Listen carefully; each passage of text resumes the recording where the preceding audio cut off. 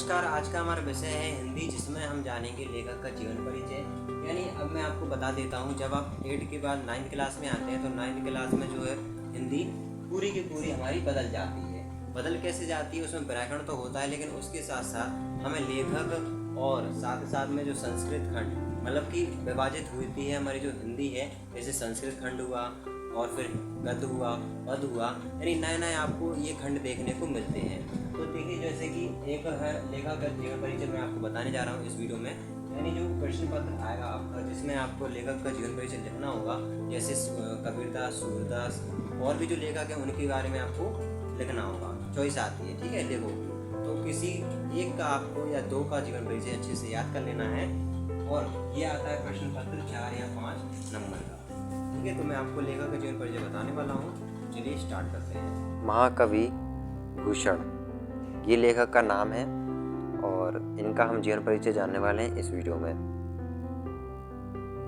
इनका जन्म 1613 ईस्वी में हुआ और इनका जन्म स्थान है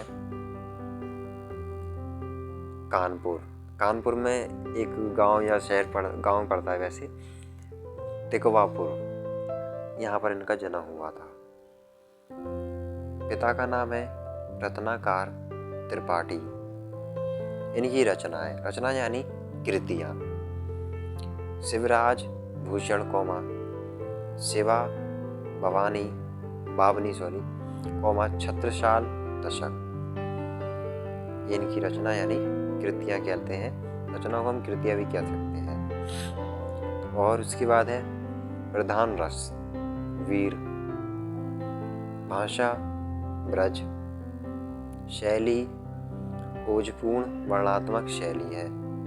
मृत्यु 1715 ईस्वी में इनकी मृत्यु हो गई थी। साहित्य में स्थान, तो देखिए साहित्य में स्थान लिखना जरूरी होता है। अलग से भी लिख के आ जाता है लाइन में कि इन लेखक का नाम, इन लेखक का जीवन परिचय लिखिए और साहित्य में कृतियाँ और साहित्य में स्थान लिखना है।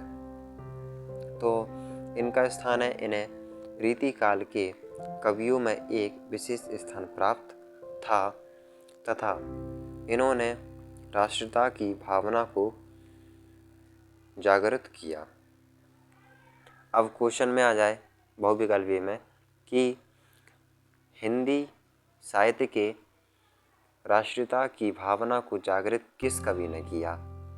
तो आपको मालूम है क्या नाम है? महाकवि भूषण। तो इस तरीके से आते हैं बहुविकल्पीय।